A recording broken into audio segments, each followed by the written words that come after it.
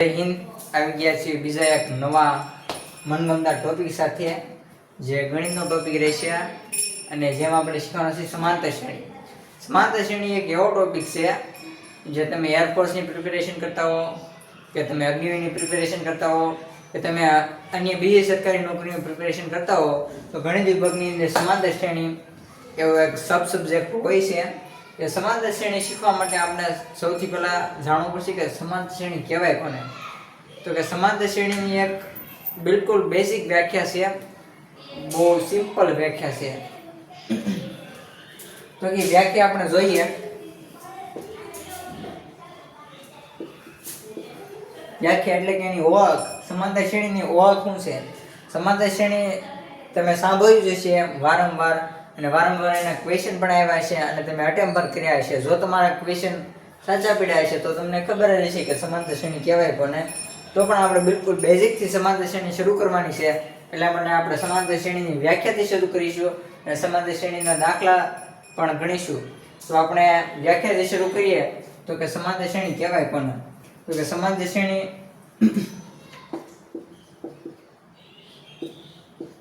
બે ક્રમિક પદો વચ્ચેના અંતર સરખા હોય. અંતર એટલે કે તફાવત, તફાવત એટલે કે ડિફરન્સ.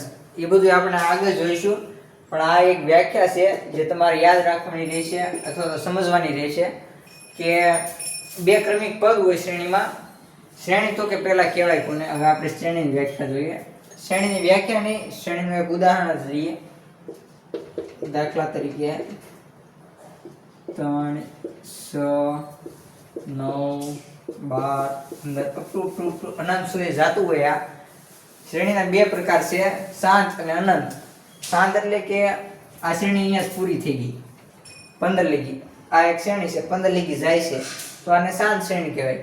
અને જો આખું ટૂંકું હાલ્યા જ રાખે અનંત લગી, તો એ અશાંત એટલે કે અનંત થઈ જાય, ઇન્ફાઇનાઇટ કહેવાય આને. તો કે આ શ્રેણી, આ એક શ્રેણી કહેવાય જેના બે ક્રમિક પદ, આ 3 એ પહેલું પદ કહેવાય, આ બીજું પદ, ત્રીજું પદ, ચોથું પદ, પાંચમું પદ ક્રમિક પદ. ક્રમિક પદનો તફાવત સરખો હોય.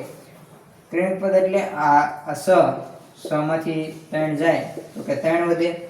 હવે પાછું 9 માંથી 6 કાઢો તો પણ 3 વધે. એ રીતે 12 માંથી 9 કાઢો તો પણ 3 વધશે. 15 માંથી 12 કાઢો તો પણ 3 જ વધશે. તો કે આ શ્રેણી સમાંતર શ્રેણી છે. તો કે સમાંતર શ્રેણી કહેવાય કોને એ તો તમને સમજાઈ ગયું છે. હવે એક ઇમ્પોર્ટન્ટ પોઈન્ટ છે જે તમારે યાદ રાખવાનો રહેશે કે સમાંતર શ્રેણીનો જે તફાવત હોય ને એ શૂન્ય ક્યારેય ન હોય. એ આપણે લખીએ.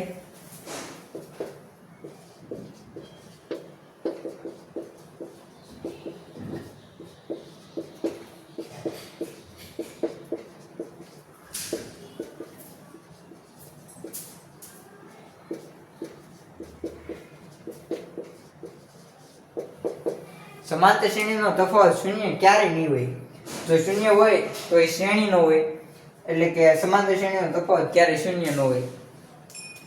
તો આટલું તમને સમજાઈ ગયું છે.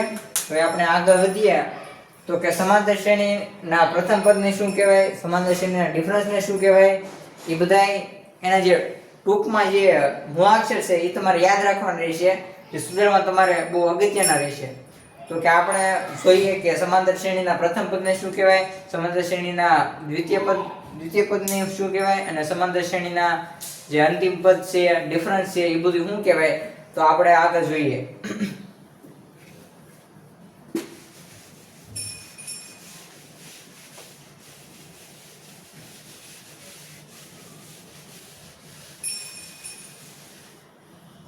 તો કે આપણે હજી એક શ્રેણી લઈએ.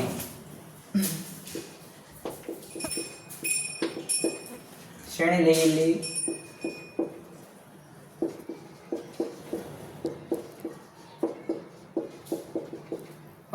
અનંત સુધી જાય છે. અનંત શ્રેણી છે. જો કે આમાં તમને ખબર પડી જશે. જો કે પ્રથમ પદ, આ શ્રેણીમાં પ્રથમ પદ કયું છે તો કે તમે કહેશો 7. તો કે એ જ પ્રથમ પદને આપણે એ વડે દર્શાવીશું. પ્રથમ પદને એ વડે દર્શાવાય. ત્યારબાદ ડિફરન્સ એટલે કે તફાવત, 14 માંથી 7 જાય તો 7, આનો ડિફરન્સ તફાવત થઈ ગયો કે સમાંતર શ્રેણીની ઓળખ છે કે સમાંતર શ્રેણીના ક્રમિક પદો વચ્ચેનો તફાવત સરખો રહે, તો એ એક તફાવત થઈ ગયો 7 નો. તો ડિફરન્સ એટલે કે તફાવતને કહેવાય, તફાવતને ડી વડે દર્શાવે ડિફરન્સ. ત્યારબાદ આ સમાંતર શ્રેણીનું અંતિમ પદ તો ગોતવું શક્ય નથી, કારણ કે આ શ્રેણી અનંત શ્રેણી છે. આ શ્રેણીને આપણે અનંત દે શાંત કરી દેવી, તો કે આ શ્રેણીનો જે અંતિમ પદ છે, અંતિમ પદ L અથવા તો an, L અથવા તો an વડે દર્શાવાય.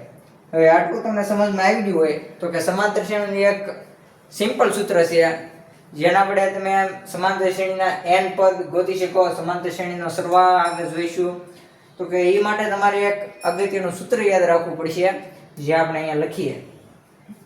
આ તમારે યાદ રાખવાનું રહેશે. L શું છે, n શું છે, d શું છે, a શું છે.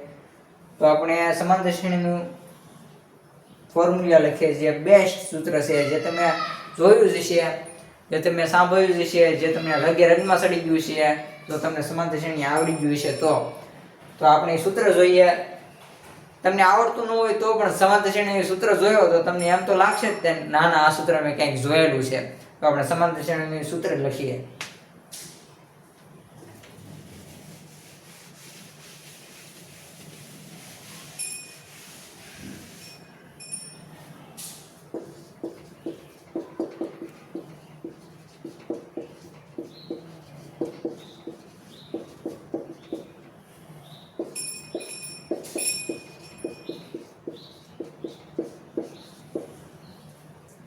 તો કે આ રહ્યું સમાંતર શ્રેણીનું બેઝિક સૂત્ર. આ બહુ ઈઝી સૂત્ર છે, જે તમે કંઈક ને કંઈક જોયેલું જ છે, અને આ સૂત્ર તમારે 100% યાદ રાખવું પડશે. આનાથી તમે સમાંતર શ્રેણીના n પદો શોધી શકો, સમાંતર શ્રેણીનો ડિફરન્સ, સમાંતર શ્રેણીનું પ્રથમ પદ અને આ અંતિમ પદ અહીંયા તમને મેન્શન કરી દઉં.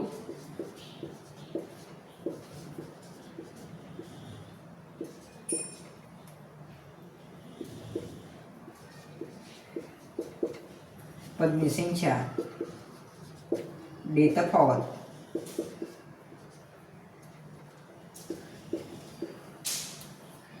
આ છે સમાંતર શ્રેણીનું બેઝિક સૂત્ર, જે તમે ક્યાંક ને ક્યાંક જોયેલું જ છે, અને આ સૂત્ર તમારે યાદ રાખવાનું રહેશે.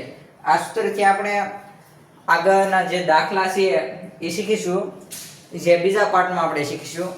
આપણે સ્ટેપ બાય સ્ટેપ સમાંતર શ્રેણી શીખવાની છે, અને આ તો સમાંતર શ્રેણીનું બિલકુલ બેઝિક જે તમને સમજાઈ ગયું છે. આશા કરું છું આ વિડીયો તમને ગમ્યો હશે. તો સમાંતર શ્રેણી વિશે તમે આગળ રસપ્રદ વાતો શીખવા માંગો છો, અથવા તો સમાંતર શ્રેણીના આગળ દાખલા સોલ્વ કરવા માંગો છો, તો અમારી ચેનલ ફોજી સ્ટડીને સબસ્ક્રાઇબ કરો, લાઈક કરો, અને આ વિડીયોને જલ્દીથી જલ્દી શેર કરો. તો બધાને જય હિન્દ.